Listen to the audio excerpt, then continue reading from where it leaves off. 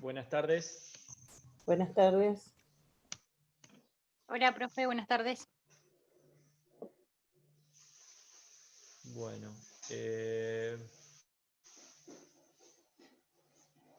como hospedador, bien. ¿Están ahí, chicos? Quiero saber, tengo poquitos alumnos. 1, 2, 3, 4, 5, 6, 7, 8 alumnos. ¿Somos estos los que quedaron? ¿Pueden hablar? No, profe, desmutearse. somos más, profe, pero me Preferiría parece que muchos vernos. pensaron que no había clases. Hola.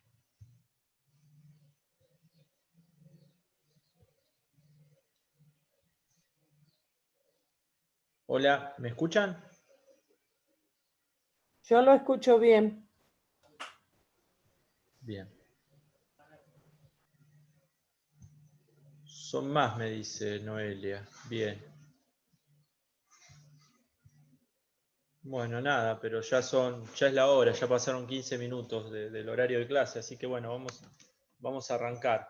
En todo caso, aquellos que estén para sumarse, que se vayan sumando a medida que vamos dando. Tienen, si pueden mostrarse, mejor, porque si no pareciera que hablando una pantalla, y en este momento no veo a nadie de los 8 alumnos, pero bueno, como ustedes puedan. Bien. ¿Cuándo es el examen, chicos y chicas? ¿Tenemos idea? ¿Ya tenemos fecha? El CED había subido una foto que decía 4 y 5 de diciembre, ¿puede ser? 4 y 5 de diciembre. 1, 2. Sí. Está, o sea que no, 4 y 5 de diciembre no puede ser porque 5 es sábado. Sí, eso Así. le iba a decir, pero eso figuraba en la foto del CED. Ah, bueno.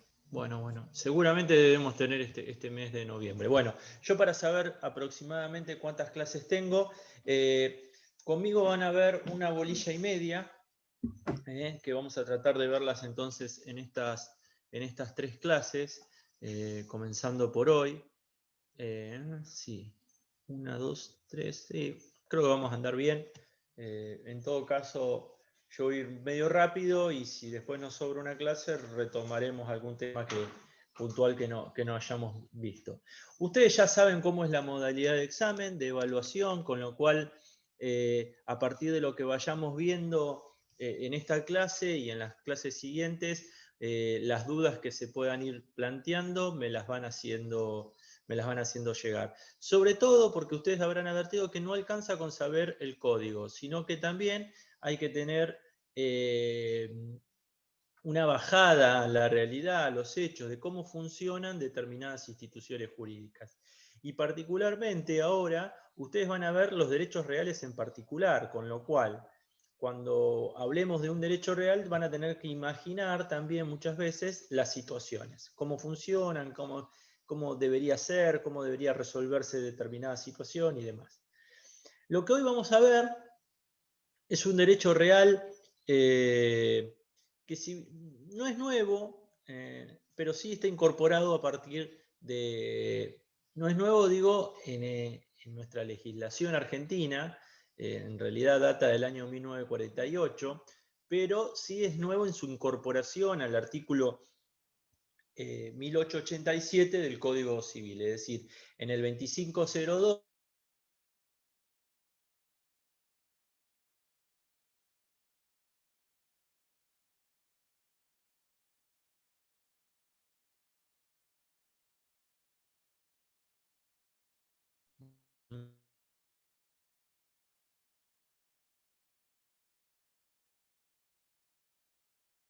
diarios.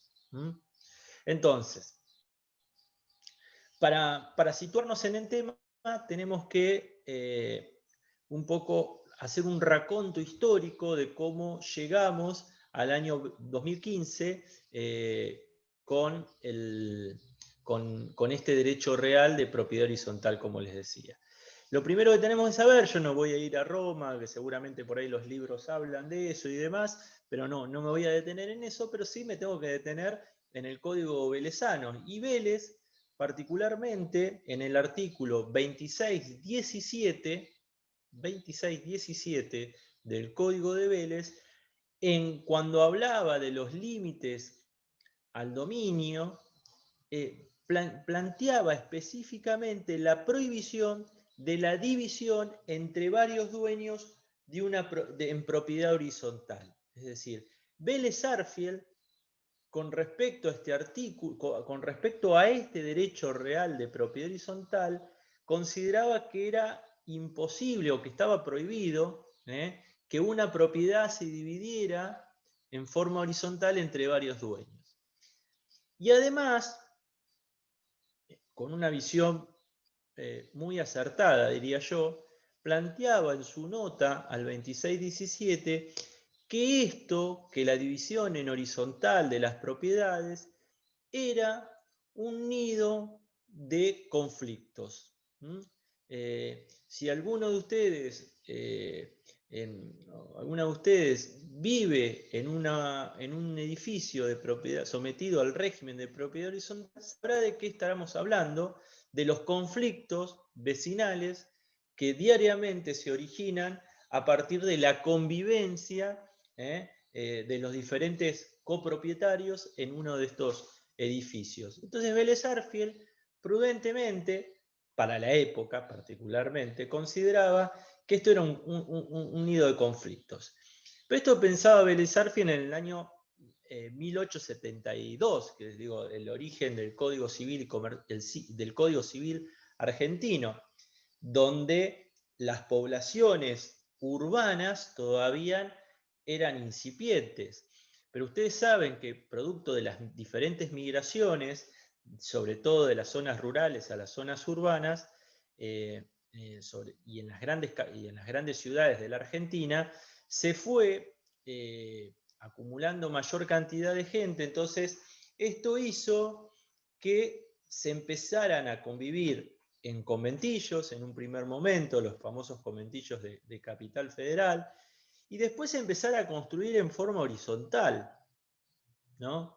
Esto hizo que la necesidad, y ustedes saben que en definitiva el derecho es una materia permeable y que recepta las situaciones que acontecen en los hechos, en la realidad, tuvo que receptar necesariamente este derecho de propiedad horizontal. Por eso, hacia el año 1948, se sanciona la ley 13512, una ley de 20 artículos que recepta la división horizontal de las propiedades. Entonces, podemos decir que si bien Vélez Sarsfield en el artículo 2617 reniega y prohíbe la división horizontal y en su nota da las motivaciones de por qué lo hace, hacia el año 1948, producto de esto que yo les digo, de la aglomeración de grandes poblaciones que pasan a los centros urbanos, que vienen de zonas rurales a los centros urbanos, esta necesidad hace que se sancione la ley de propiedad horizontal, la 13512. En el año 1972 se sanciona otra ley que, si bien no es una ley que rige la parte previa de la propiedad horizontal, a pesar de que su conceptualización pareciera que sí ordena lo que es la venta de los inmuebles o de los departamentos o de las unidades funcionales dentro de lo que es el régimen de propiedad horizontal. Esta ley es la 19724, que reglamenta la prehorizontalidad. La prehorizontalidad, es la ley de prehorizontalidad, 19724. Entonces tenemos Código Civil, Velezano, artículo 2617 y su nota, ley 13512 del año 48, ley 19724 del año 72, y luego tenemos ya sí el nuevo Código Civil y Comercial de la República Argentina, que recepta en su artículo 1887 inciso C, a el derecho real de propiedad horizontal, derogando, por supuesto, la ley 13.512 y la 19.724. En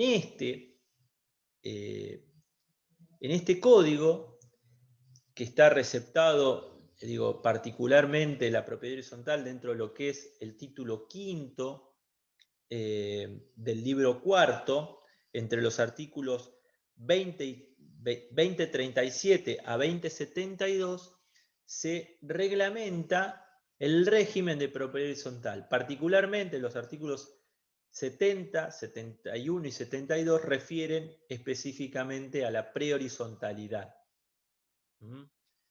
La 13.512 obviamente había derogado el artículo 26.17 de Vélez-Sarsfield. Esto también es importante decirlo, ¿no? Porque si Vélez-Sarsfield lo prohibía a este régimen, la 13.512, cuando le da luz a la propiedad horizontal como derecho real, obviamente esa misma ley deroga el artículo 26.17. Pero es importante en todo este proceso, en todos estos años, particularmente a partir del año 1948, la actividad jurisprudencial que ha ido moldeando a este derecho de propiedad horizontal, ha ido conceptualizándolo, y que muchas de estas cuestiones son receptadas por el nuevo régimen del Código Civil y Comercial.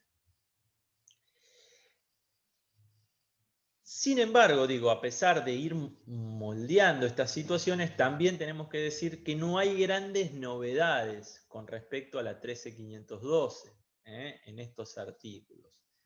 Algunas cositas que se modifican, pero básicamente el derecho real es el mismo. Bien. Dicho todo esto, dada la introducción, yo entiendo que para que ustedes puedan conceptualizarse correctamente, van a tener que dividir el estudio de este derecho real en varias situaciones que por ahí lo vayamos ordenando con las diferentes clases. Esta primera clase seguramente vamos a ver algunos conceptos que tienen que ver con la propiedad horizontal, con el consorcio de copropietarios, que tienen que ver con el reglamento de copropiedad, y seguramente en las próximas clases veamos cuestiones que tienen que ver con los diferentes órganos del régimen de propiedad horizontal, los diferentes órganos, llámese administrador, llámese asamblea y llámese consejo de propietarios, como también ver la extinción del derecho real de propiedad horizontal y la prehorizontalidad. Entonces, fíjense que yo les di varios conceptos en este tema, ¿no? Que son conceptos que ustedes a la hora de estudiar no pueden no saber. Es decir, no saber sobre reglamento de copropiedad es motivo de empezar muy pero muy mal el examen. Si uno no conoce cuál es el contenido del reglamento de copropiedad, estaríamos mal. Ustedes van a leer un largo articulado sobre este contenido, que obviamente no van a tener que saberse punto por punto, inciso por inciso de ese reglamento de copropiedad, pero sí tienen que saber varias de las cosas que el reglamento de copropiedad puede disponer. Como su naturaleza jurídica, lo mismo que con el consorcio, lo mismo que con los órganos, en cuanto a sus facultades y sus posibilidades, al régimen de mayorías. Bueno, cada uno de estos temas que nosotros vamos a ir mencionando, yo voy a hacer especial hincapié. Y siempre vamos a tratar de bajarlo a la realidad. Siempre vamos a ver cómo funciona esta situación. Bueno, les decía que el código, a diferencia de la ley 13.512, conceptualiza este derecho real de propiedad horizontal. Y lo conceptualiza en el artículo 2037 En términos generales podríamos decir que es un derecho real autónomo, que recae sobre cosa parcialmente propia. Recuerden esta conceptualización sobre qué caen los derechos reales, artículo 1888, y que se ejerce por la posesión. Entonces, un derecho real autónomo sobre cosa parcialmente propia y que se ejerce por la posesión. ¿Está claro? Bien. El concepto, obviamente, ese podría ser un primer concepto. El concepto está bien dado en el artículo 2037. Yo tengo acá el código, se los voy a leer.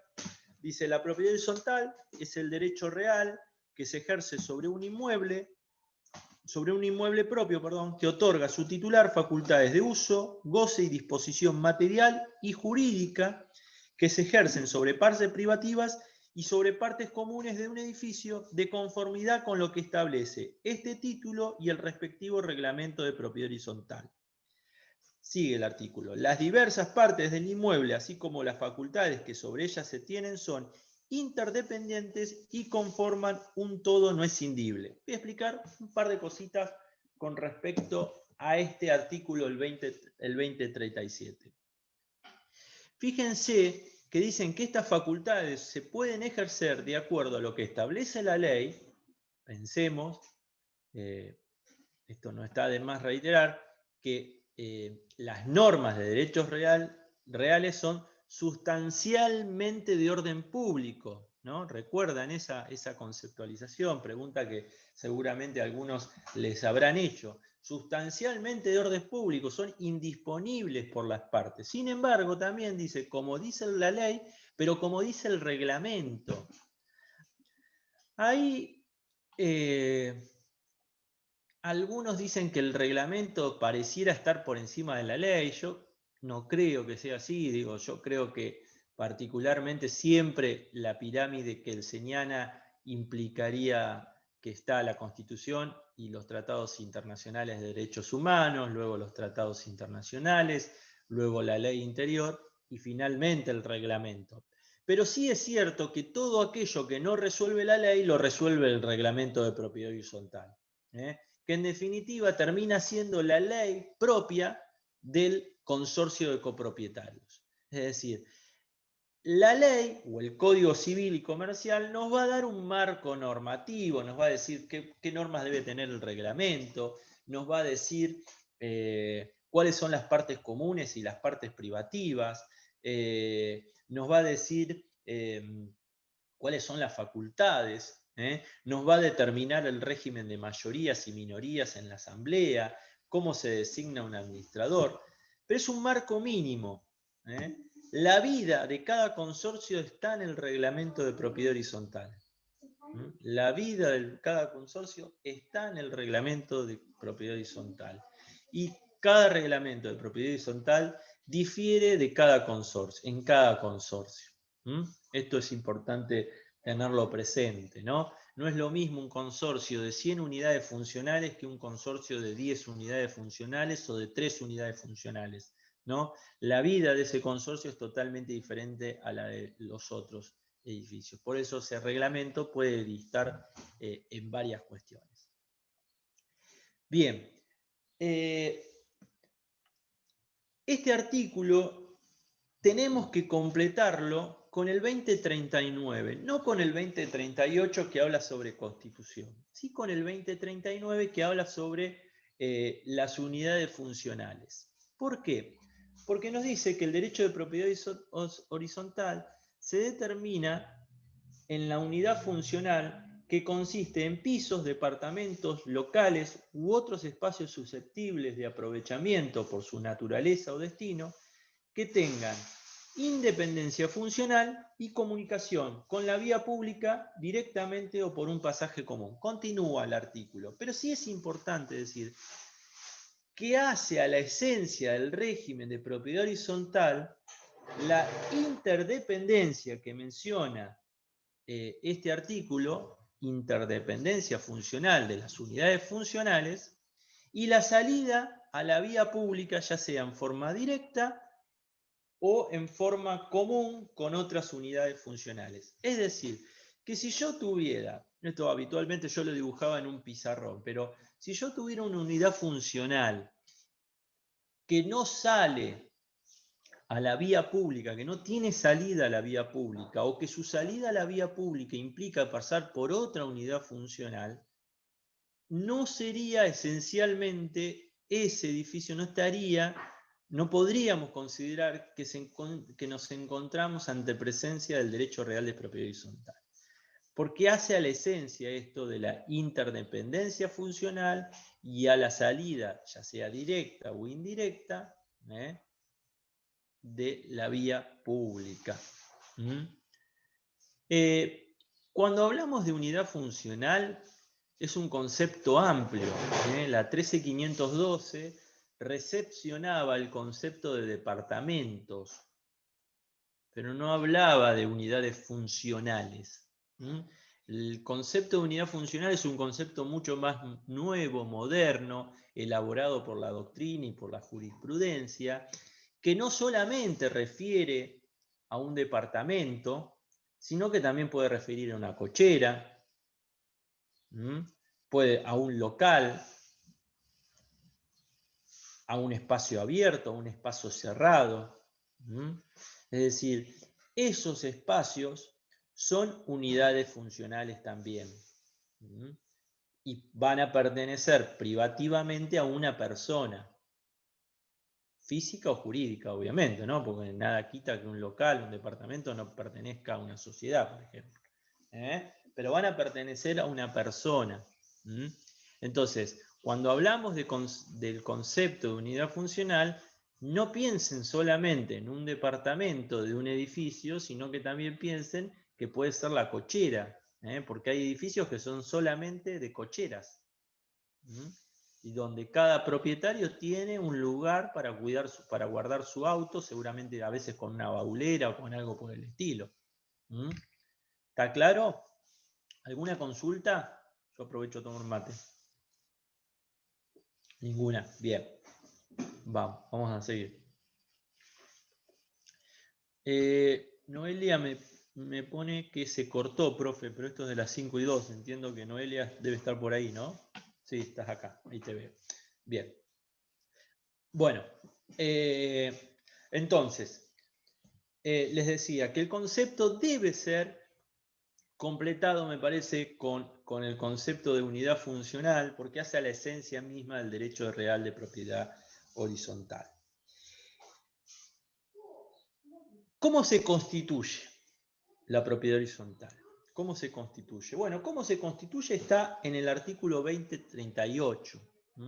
¿Cómo constituimos el régimen de propiedad horizontal? Dice, a los fines de la división jurídica del edificio, el titular del dominio o los condóminos deben redactar, por escritura pública, el reglamento de propiedad horizontal que debe inscribirse en el registro inmobiliario. El reglamento de propiedad horizontal se integra al título suficiente sobre la unidad funcional. Explico esto. No hay constitución del derecho real de propiedad horizontal hasta tanto no haya inscripción de ese reglamento de copropiedad que yo les decía rige la vida interna del consorcio en el registro de la propiedad. Técnicamente lo que van a hacer, en realidad, los propietarios, digo, del inmueble donde se edifica, los propietarios o el propietario, ¿no? Sea quien sea, lo que va a hacer es, seguramente,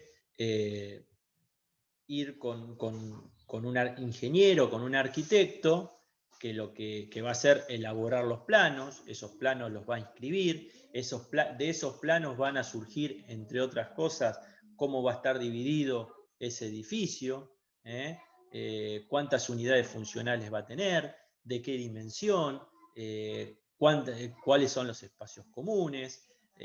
Va a tener una serie, seguramente ese plano que presente el ingeniero, el arquitecto que corresponda, va a tener una serie de cuestiones, determinación de cuestiones técnicas y de metraje, ¿no? de cómo está conformado ese edificio.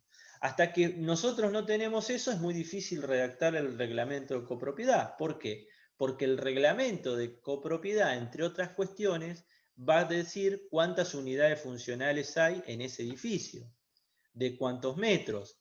Si yo soy propietario, por ejemplo, de la unidad funcional primero A, va a decir cuántos metros tiene mi unidad funcional primero A, y qué porcentaje ocupa esa unidad funcional dentro del total del edificio. Que por ahí mi unidad funcional, el primero A, un departamento de 2 ambientes, en el primer piso A, corresponde al 3% del edificio.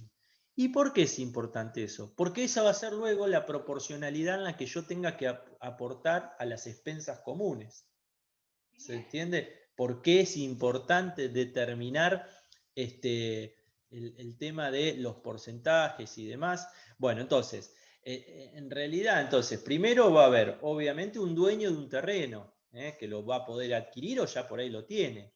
Luego va a haber los planos de mensura y subdivisión, el plano de obra. Y una vez que está todo esto aprobado y que se puede iniciar la obra, y que se puede, ahí yo lo que voy a hacer es redactar, obviamente, el reglamento en forma completa e inscribirlo en el registro de la propiedad. Cuando yo ya redacté el reglamento, en ese momento, redacté el reglamento, inscribí, en ese momento va a surgir el régimen de propiedad horizontal. Yo entiendo, si bien esto no lo dice, entiendo que mientras no haya un nuevo propietario, es decir, vamos a poner, yo anoto el reglamento de copropiedad, pero todavía hay un solo dueño del edificio. Entonces, hasta que no haya un comprador de un departamento, en realidad no sé si está constituido el régimen de propiedad horizontal. El código dice que a los fines de la división jurídica, insisto con esto, el titular del dominio o los condóminos deben redactar por escritura pública el reglamento de propiedad horizontal, que debe inscribirse en el registro inmobiliario. El reglamento de propiedad horizontal se integra al título suficiente sobre la unidad funcional. Es decir, que cuando una persona compra un departamento, una unidad funcional, cuando una persona compra un departamento o una unidad funcional, ¿qué es lo que le entregan? Recordemos la teoría, título y modo. Volvemos siempre, por eso digo, es importante repasar estos conceptos, título y modo. ¿El modo cuál es? La tradición. Y el título es el título suficiente, ¿no? Recuerden que había diferentes títulos, pero para constitución del derecho real se requiere título y modo suficiente. El modo suficiente, el título suficiente, perdón, ¿cuál es? La escritura pública. Muy bien, la escritura pública. Muy bien, la escritura pública. Bueno, lo que dice es que para que esté integrado o para que esté constituido el derecho real de propiedad horizontal, ese título suficiente por sí solo no es suficiente, valga la redundancia, sino que se requiere la inscripción del reglamento de copropiedad, que conforma ese título suficiente. Es toda una novedad esto. Hasta tanto no haya reglamento y título, no está constituida. Por eso es importante que el reglamento esté inscrito en el registro de la propiedad. Y cuando yo soy comprador, no solamente me van a tener que dar la escritura, sino que también me van a tener que acompañar al reglamento de copropiedad con esa escritura. Y esto lo digo más allá de la materia en sí, sino para que mañana cuando algún amigo esté por comprar un departamento o ustedes vivan ahí, digan, che, nunca me dieron el reglamento de copropiedad. Lo cual es muy común, muy común. Yo conozco muchas personas que viven en edificios y dicen, yo nunca lo tuve, me lo dieron, compré hace un tiempo y nunca me lo dio el escribano. Bueno, no, te lo tienen que dar, están obligados porque es parte de tu título. Es decir, vale tanto como la escritura. ¿Y por qué vale tanto como la escritura? Porque yo les decía en el artículo 2037, dice que el ejercicio de los derechos se hace de conformidad con lo que establece la ley o este título y lo que establece el reglamento de copropiedad.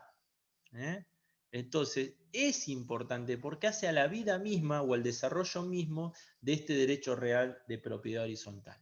¿Se entiende? Entonces, en la constitución del derecho real de propiedad horizontal es necesario la redacción del reglamento y la inscripción de este reglamento. Y además, lo que nos dice el artículo es que este reglamento forma parte del título suficiente sobre la unidad funcional. Del título suficiente sobre la unidad funcional. ¿Vamos bien hasta ahí? Bien.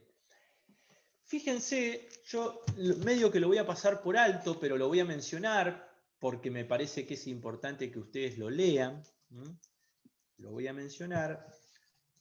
Fíjense que los artículos 2040, 2041, 2042, 2043 habla sobre cosas y partes comunes, el 2040, cosas y partes necesariamente comunes, cosas y partes comunes no indispensables, cosas y partes propias. ¿Es importante esto? Sí, es importante leerlo, pero no requiere demasiada explicación más que lo que ustedes puedan leer de acá. Entonces, lo tienen que saber, sí, yo lo voy a pasar un poquito por alto para avanzar con otro tema, pero lo tienen que tener en cuenta. ¿Qué dicen estos artículos básicamente para hacer una mención? Bueno, yo les decía que yo soy dueño de partes privativas, pero también tengo uso de partes comunes, ¿no? ¿Qué podría ser una parte común en un departamento, en un edificio de propiedad horizontal? Bueno, los pasillos, la terraza, el porche de entrada, la cochera. Habrá que ver, por ahí la cochera no lo es. Depende del edificio, por eso depende del reglamento, lo que diga el reglamento de copropiedad. El terreno. Es sencillo, uno si no lo estudiara lo podría imaginar, imaginándolo, si lo razona más o menos bien, no estaría muy lejos de lo que dice el artículo. Fíjense, dice que el 2040 dice son comunes a todas o alguna de las unidades funcionales las cosas y partes de uso común de ellas o indispensables para mantener su seguridad y las que se determinan en el reglamento de propiedad.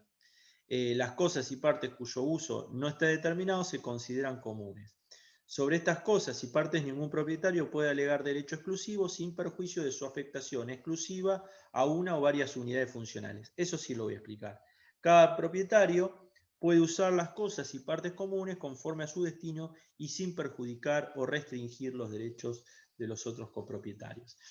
Quiero sí explicar un temita con respecto a esto. Dice, las cosas y partes comunes cuya uso no esté determinada se consideran comunes. Dice, con lo cual, si no dice nada ni el reglamento ni la ley, ni mi escritura, es una parte común. Muchas veces puede haber pasado por alto. Pero dice, sobre estas cosas y partes comunes, ningún propietario puede delegar derecho exclusivo. Es decir, yo no podría decir que el pasillo es solamente para que pase yo, que la terraza solamente la pueda usar yo, que el pulmón de aire del edificio solamente lo puedo utilizar yo. ¿Ustedes saben lo que es un pulmón de aire? ¿Saben todos lo que es un pulmón de aire? ¿Hay alguien que no sepa de los poquitos que estamos? Si no, Yo no sé lo pregunta, que es. sin miedo y sin vergüenza. Bien, bueno, porque uno habla, pero si uno nunca vivió en un edificio no lo sabe. El pulmón de aire, imaginá un edificio, vos desde la vereda no lo vas a ver, porque va a estar seguramente en el contrafrente. El edificio no va a ocupar todo el terreno construido, sino que va a dejar seguramente un espacio libre. Ese espacio libre, que seguramente muchas veces está detrás del edificio, dentro de ese terreno, es lo que se llama pulmón de aire. Porque vos vas a ver desde la vereda todos los edificios pegados. Por ejemplo, si vas al centro ves todos los edificios, uno pegado al lado del otro. Ahora, si vos lo mirás desde arriba, si vos lo miraras desde un dron, desde arriba, vos vas a ver que en el medio de la manzana hay espacios libres. Bueno, esos espacios libres son los pulmones de aire. ¿Mm? Bien. Dice, sobre estas cosas y partes, ningún propietario puede alegar derecho exclusivo. Pero fíjense, sin perjuicio de su afectación exclusiva a una o varias unidades funcionales. Es decir, yo no podría decir que esto es mío, que el pulmón de aire es mío. Pero es posible que el reglamento de copropiedad, por la ubicación donde esté el inmueble, le permita el uso exclusivo a un solo propietario de un inmueble. Y piensen lo siguiente, hay veces que al pulmón de aire se accede por una puerta que está en un pasillo, ¿no? Común. Se accede por una puerta que está en un pasillo común. Pero otras veces a ese pulmón de aire se accede a través de los departamentos que dan al pulmón de aire. Entonces, solamente esos propietarios son los que tienen el uso exclusivo de ese espacio.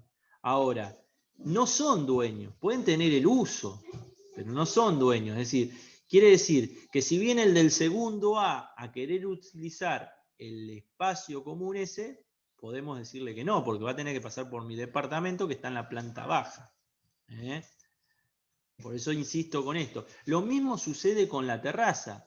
Es posible que para acceder a la terraza tengamos que acceder exclusivamente por una unidad funcional y no por una calera común que llegue a la terraza. Entonces, por eso dice, sin perjuicio, eso es lo que quiero explicar, porque, por ejemplo, les pueden decir, ¿me da un ejemplo de lo que dice este artículo? ¿Imagina cuál es la situación?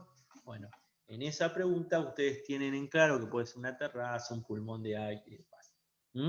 Bien, y luego el 2041, fíjense, son cosas y partes necesariamente comunes, y dice necesariamente comunes porque ni el reglamento de copropiedad podría disponer algo diferente, ni el reglamento de copropiedad podría disponer algo diferente, y ahí enumera el terreno, los pasillos, los techos, los cimientos, las cañerías. Bueno, tienen para leer como para hacer mermelada ahí, varios artículos.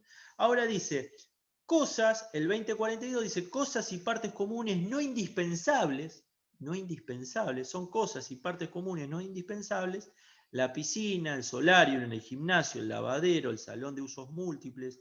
Esta enumeración tiene carácter enunciativo, ¿por qué? No todos los edificios tienen piscina, no todos los edificios tienen solario, no todos los edificios tienen gimnasio. Lo que hoy llamamos amenities.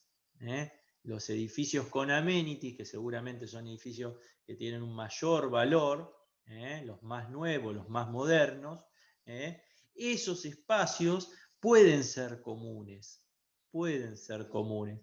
Ahora, hay una enumeración no taxativa que puede estar o no estar. Veremos qué dice el reglamento. Veremos qué dice el reglamento. Puede haber un edificio que diga, bueno, el uso de la piscina es para los propietarios de tal dimensión, es decir, por ahí los departamentos más grandes, y para los más chiquitos no. Es decir, para el que tiene el local a la calle no puede usar la piscina. ¿Se entiende? Ahora, no le podríamos decir que el que tiene el local a la calle no puede utilizar el pasillo. ¿Está claro? Bien. Cosas y partes propias, y bueno, ahí las cosas y partes propias les dice todo lo que tiene que ver con la unidad funcional, son necesariamente propias con respecto a la unidad funcional, las cosas y partes comprendidas en el volumen limitado de sus estructuras divisorias, los tabiques internos no portantes, las puertas, ventanas, artefactos y los revestimientos, incluso los balcones. También son propias las cosas y partes que, susceptibles de un derecho exclusivo, son previstas como tales en el reglamento de propiedad horizontal, sin perjuicio de las restricciones que importe la convivencia ordenada. A ver, lo que se dice vulgarmente es todo lo que esté de la pared para afuera del departamento, es decir, de la pared no interna, para afuera del departamento o para adentro, es decir, mirado desde acá, la canilla, todo eso es propio. Y después lo que es común son las instalaciones de servicios centrales, las cañerías, todo eso es común. ¿Y por qué es importante esto? ¿Por qué creen ustedes que puede ser importante saber si una cosa es común o si una cosa es propia?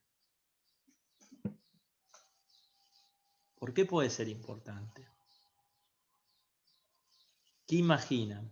Por el uso que tiene, por la privacidad. No, es más, sí, obviamente por el uso, pero ¿por qué puede ser? ¿Por qué yo, propietario de un departamento, me importaría saber si la cañería es propia o es común? ¿Por qué? ¿Por los gastos de reparación? Muy bien, Gianfranco, muy bien, claro. Es decir, si a mí se me rompe la cañería, yo lo que tengo que saber si eso se lo tengo que reclamar al consorcio o me tengo que hacer cargo yo de arreglar esa cañería. ¿Eh?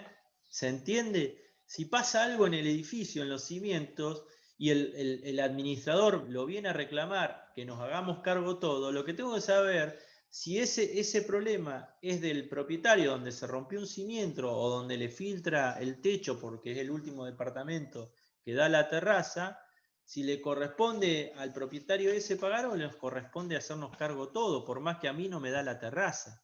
¿Se entiende? Si yo tengo el último departamento del edificio y me está filtrando agua, y fíjense que dice que los techos, azoteas, terrazas y patios solares son comunes, por más que yo sea el dueño del propietario o el otro sea dueño de la unidad funcional planta baja A, es decir, que está 10 pisos abajo del último departamento, también tiene que pagar la reparación de esa terraza.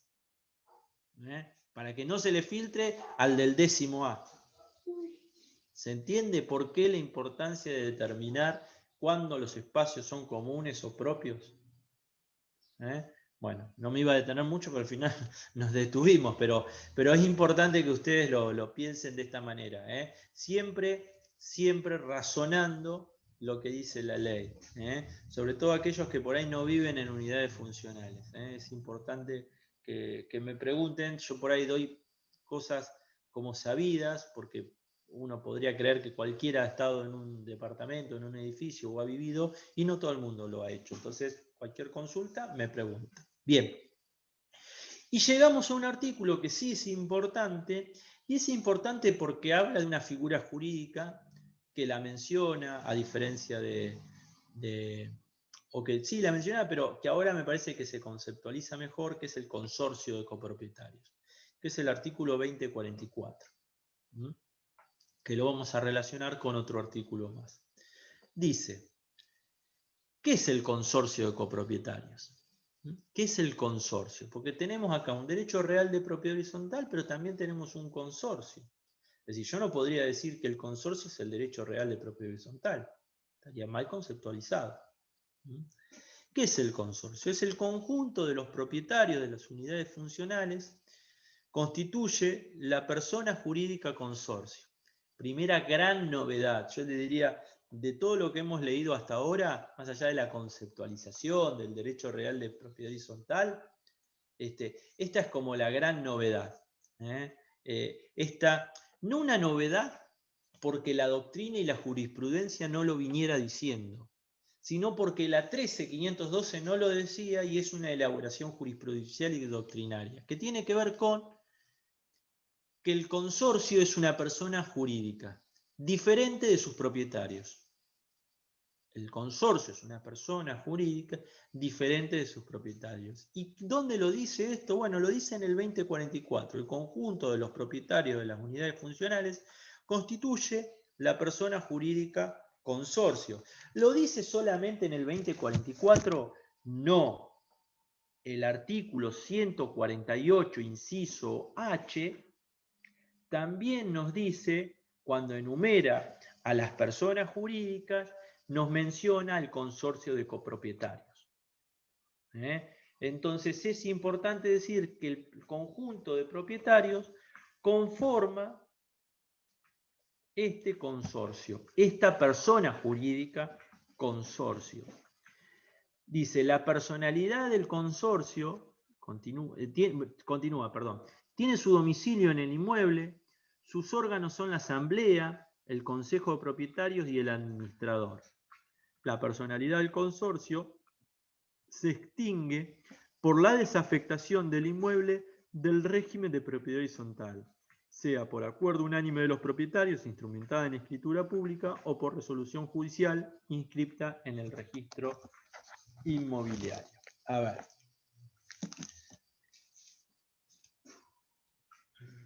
Perdón, había apoyado.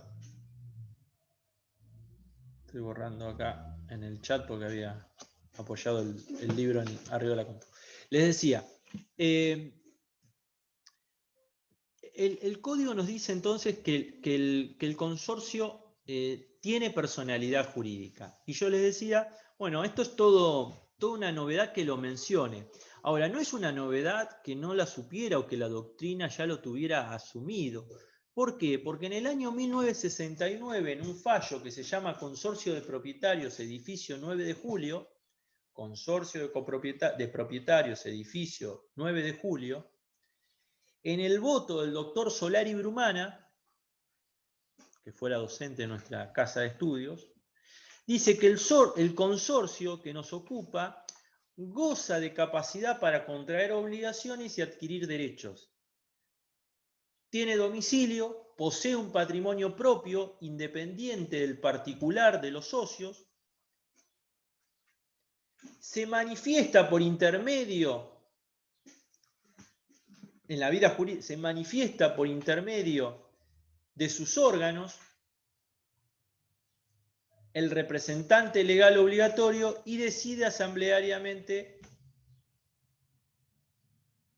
Todo ello, dice el artículo, dice el fallo, perdón, o el voto del doctor Solari Brumani, todo ello típico de los entes con personalidad.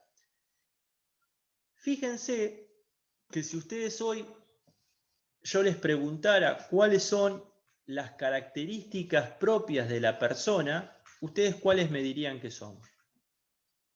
¿Cuáles son las características que determinan que una persona sea tal? Los escucho. ¿Qué no le puede faltar a una persona para considerarla tal? ¿Una persona física o jurídica, profesor? Física o jurídica, es lo mismo. ¿Cuáles son los caracteres? A ver, ustedes lo deben haber estudiado en Civil 1, caracteres de la personalidad. Así lo estudiaron. Caracteres de la personalidad. ¿El nombre? Bien, todas las personas tienen un nombre. Muy bien, primer carácter. ¿Cuál otro?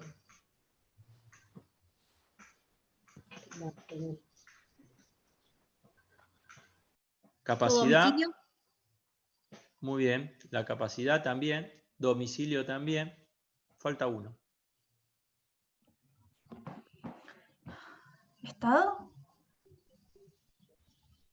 Pues, sí, el estado es más una característica, ahí sí es un estado de la persona física. ¿Patrimonio? Patrimonio, muy bien. Esos son como los 4 caracteres distintivos de la personalidad. Es decir, nosotros no podemos considerar que existe la persona si no tiene nombre, domicilio, capacidad, después veremos si es restringido o limitada, y patrimonio, ¿no? Entonces, si vamos al concepto del consorcio y estas notas distintivas de la personalidad y este voto de Solari Brumana en el fallo, en el famoso fallo de Consorcio 9 de Julio, y lo menciono porque seguramente en los libros debe estar mencionado, en los libros debería estar mencionado ese fallo. Esto lo pongo como un apuntecito ahí para tener en cuenta. La jurisprudencia marplatense durante muchos años llevó la delantera en formar doctrina y posicionamientos muy específicos con respecto a la propiedad horizontal. Por eso muchos de los fallos que uno estudia en materia de propiedad horizontal son edificios o consorcios de la ciudad de Mar del Plata. Y son tanto de salas, de juzgados como de salas marplatenses. Pasa en este caso con el voto de Solari Brumana en el fallo del Consorcio 9 de Julio. Bien, dicho esto, digo, bueno, ahí Brumana dice que tiene algunos caracteres de la personalidad, por eso es persona jurídica, y yo les decía, bueno, sí, tiene un nombre, bueno, bárbaro. ¿Cuál es el nombre del consorcio? Bueno, el nombre del consorcio seguramente va a ser el que figura en el reglamento de copropiedad, que viene a ser una especie de DNI. ¿Y cuál va a ser? Bueno, ustedes fíjense que van a leer cuando van caminando por la calle o van en auto, dicen, bueno, Consorcio Maral 4, Consorcio Tromarco, Consorcio Cronos. Esos muchas veces son los nombres de fantasía del consorcio. No son los nombres reales. Habitualmente el nombre del consorcio es el nombre de la dirección que tiene. Es decir, fíjense, en este fallo es el consorcio 9 de julio. 9 de julio tanto. Si fuera el consorcio de la Facultad de Derecho, vamos a poner que el edificio de la Facultad de Derecho fuera un consorcio, diríamos que es el consorcio de la calle 25 de Mayo, 2855. Ese sería el nombre. Que seguramente va a coincidir con el domicilio. Es decir, ¿cuál es el consorcio? Seguramente puede ser el mismo nombre del domicilio. Entonces ya tenemos dos caracteres. El nombre, que podría ser ese, ya les digo, nombre del domicilio, pero puede ser también este nombre de fantasía. Habitualmente los reglamentos tienen los nombres reales de la dirección donde está ese consorcio. Domicilio, que no es el domicilio del administrador. El domicilio del consorcio no es el domicilio del administrador. Puede que el administrador haya constituido domicilio en otro lugar, pero el domicilio del consorcio, el domicilio real del consorcio, no el constituido, sino el real, es el lugar donde está situado ese consorcio, donde está el edificio en realidad. Es decir, el domicilio del consorcio es el domicilio donde está el edificio, no donde está el consorcio. ¿Se entiende?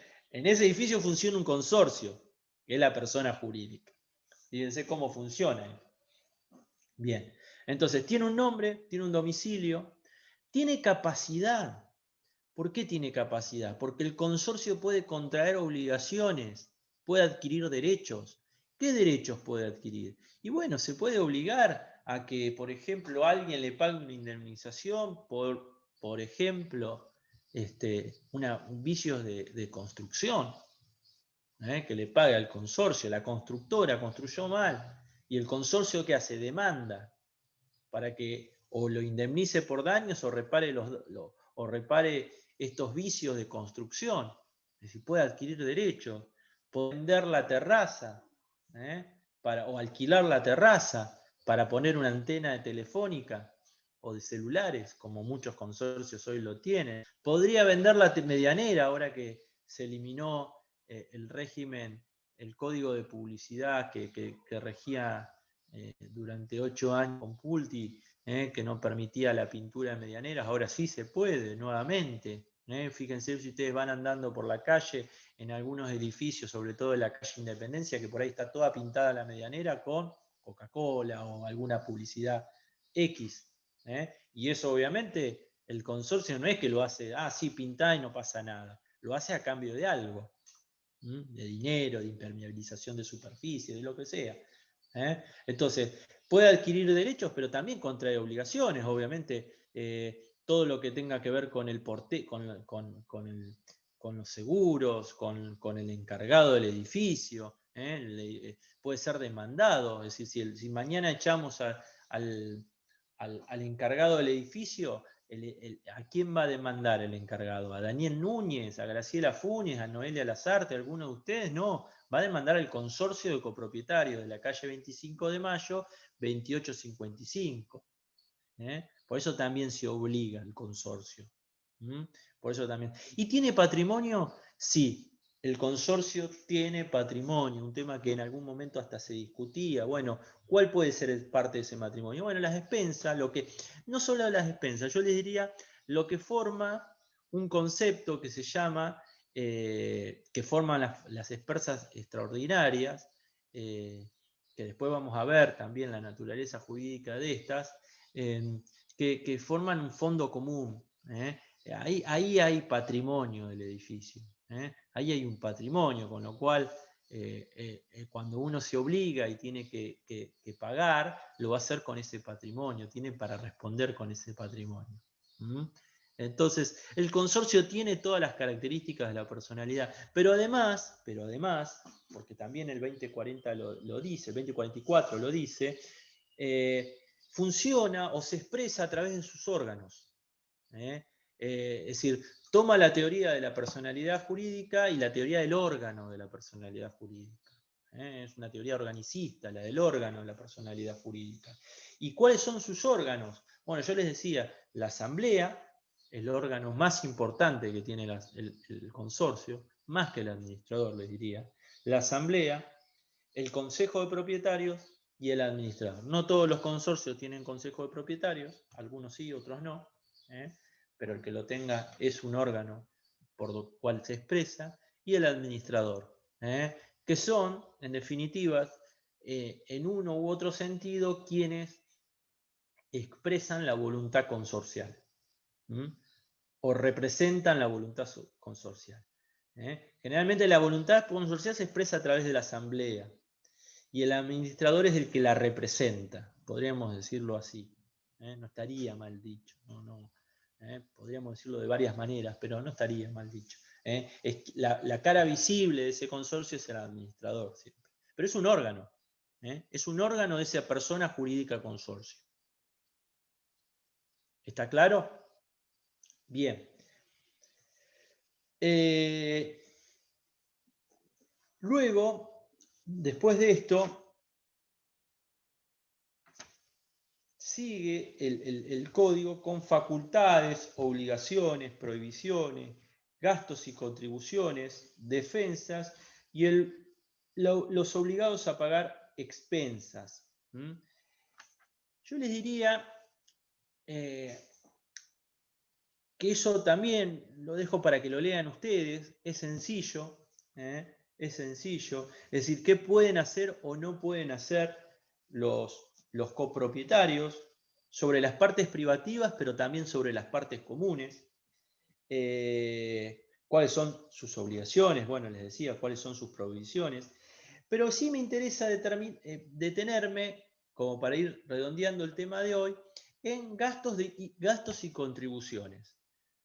En los gastos y contribuciones. Fíjense que dice el 2048, dice, cada propietario debe atender los gastos de conservación y reparación de su propia unidad funcional.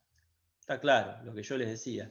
Lo que se me rompe adentro de casa lo pago yo, lo sostengo yo. Lo que se me rompe dentro de casa es importante porque lo que se me rompe dentro de casa puede estar afectando a otro vecino.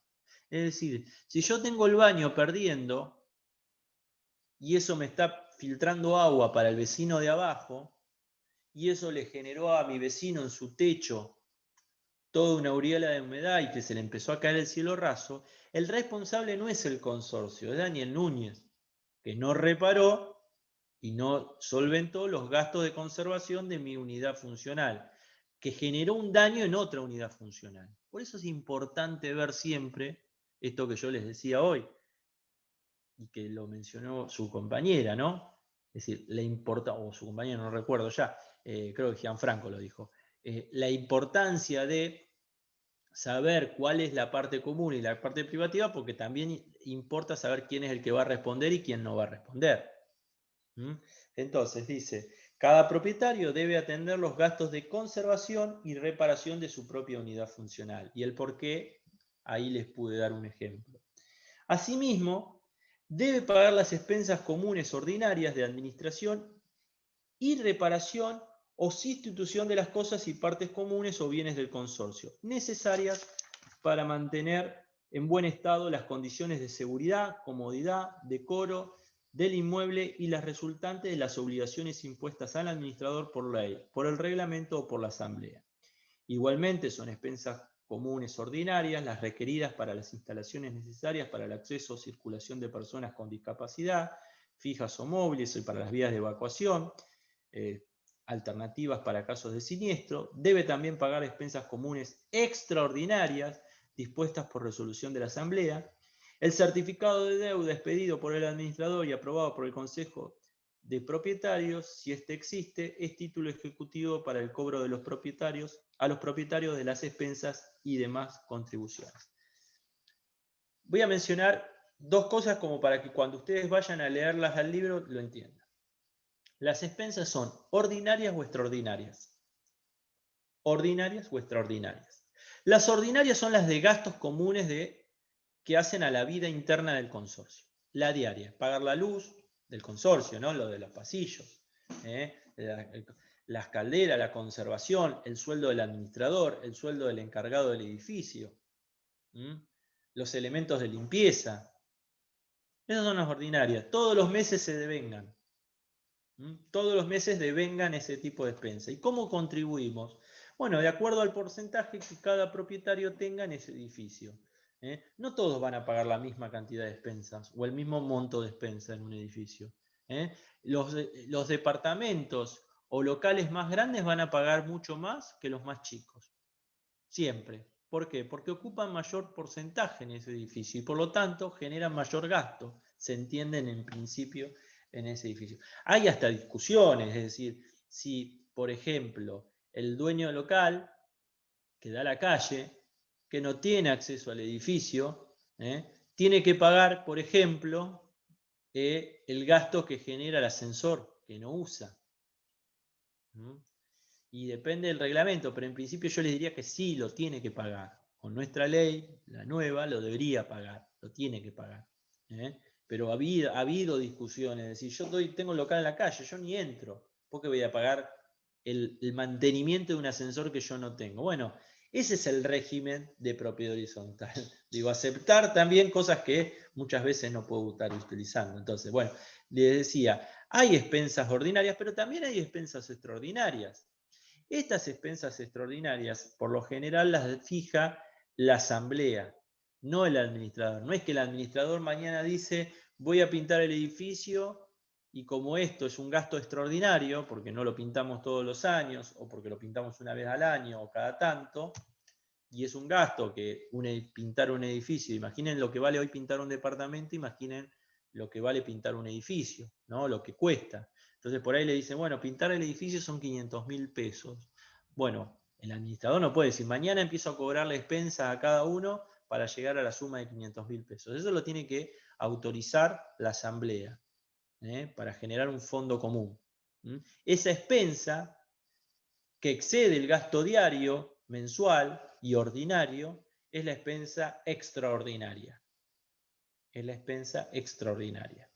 La otra es la ordinaria, que la va a determinar el administrador, pero que muchas veces se va a discutir en la asamblea anual. ¿Cuál va a ser los gastos que este consorcio va a necesitar durante el año? Pero en principio se va determinando mes a mes de acuerdo a lo devengado. Bien, les decía, expensas ordinarias, expensas extraordinarias. Algunos le pueden decir cuál sería la naturaleza jurídica de la expensa, y yo les diría que la naturaleza jurídica de la expensa es de naturaleza alimentaria, y no es menor que sea alimentaria, porque es el alimento del consorcio, es con lo que vive el consorcio, porque si no recauda expensa no puede vivir, porque no le puede pagar al encargado, porque no le puede pagar al administrador, porque no puede pagar la luz, porque no puede pagar los gastos de caldera, la limpieza, la seguridad, los impuestos. Entonces es alimentario. Si no recauda, diríamos no come o no puede responder. Y es importante esto, porque al ser un carácter alimentario tiene un privilegio especial la expensa a la hora de ejecutar o reclamar. ¿Y qué pasa si yo no pago? Bueno, me van a reclamar, me van a hacer lo que se llama una ejecución de expensas. Si Daniel Núñez no paga la expensa por, ya sea ordinaria o extraordinaria, no paga, lo que seguramente haga el consorcio a través de su administrador es ejecutarme, intentar cobrarme esas expensas que no pagué durante un tiempo determinado. ¿Y cómo se ejecuta? ¿Cuál es el título ejecutivo? ¿Ustedes vieron procesal, civil? Bueno, a ver, algunos lo habrán visto, por ahí vieron algo en elementos también. Bueno, hay títulos ejecutivos, es decir, un juicio ejecutivo lo que hago es ejecutar un título. Un título. ¿Qué puede ser qué? ¿Qué título imagina? Bueno, un cheque, un pagaré. Esos son títulos ejecutivos. El certificado de deudas por expensas es un título ejecutivo. El certificado de deudas de expensas es un título ejecutivo. Y dice, fíjense lo que dice el último párrafo. El certificado de deuda expedido por el administrador y aprobado por el Consejo de Propietarios, si este existe, puede que no exista, entonces no es necesario que lo apruebe el Consejo de Propietarios, es título ejecutivo para el cobro a los propietarios de las expensas y demás contribuciones. Entonces, si a mí me vienen a ejecutar una deuda que no pagué, tiene que haber un certificado de deuda expedido por el administrador. Ese certificado de deuda es muy sencillo. Va a decir que la unidad funcional tal, perteneciente a Daniel Núñez, adeuda al día de la fecha, en concepto de expensas ordinarias, la suma de pesos X, por no haber pagado los periodos de tal fecha a tal fecha, seguramente, si quiere aclarar. La jurisprudencia, si bien el código no lo dice, ha ido moldeando este certificado de expensas y nos dice que con eso solo no alcanza, que en realidad el certificado de expensa debería decir cuánto devengó cada mes y qué interés generó por mes. Entonces, en realidad lo que me va a presentar es esa nota con una planilla Excel adjunta seguramente, donde diga que en el mes de junio yo debía 1.000 pesos. En el mes de julio debía otros 1.000 más tanto de interés. En el mes de agosto debía otros 1.000 más tanto de interés. Y eso me da un total de capital y de intereses. Y eso conforma el certificado de deuda por expensas. ¿Está claro? Y eso es lo que se lleva a juicio. Y eso es sobre lo que me van a ejecutar a mí. Me van a tratar de cobrar con un juicio ejecutivo, un juicio mucho más rápido que un juicio ordinario, esa deuda por expensas. ¿A quién se la van a ejecutar? Bueno, al propietario del inmueble. Al propietario del inmueble. Bien, siendo las 6:05, teniendo ya hora y monedas de clases, y creo que ya con esto es suficiente por hoy. Los voy a dejar, si hay alguna duda me la dicen ahora, y si no, me van escribiendo o la respondemos la clase que viene. Pero en estas clases vamos a ver propiedad horizontal, así que hoy por ahí no lo sabían, pero la clase que viene ya lo saben, así que lo que les voy a pedir es que lo lean, así lo hacemos mucho más interactivo, sobre todo si somos tan poquitos. Bueno, cualquier cosa nos estamos viendo. Hasta luego, nos vemos. Chao, profesor. Hasta luego.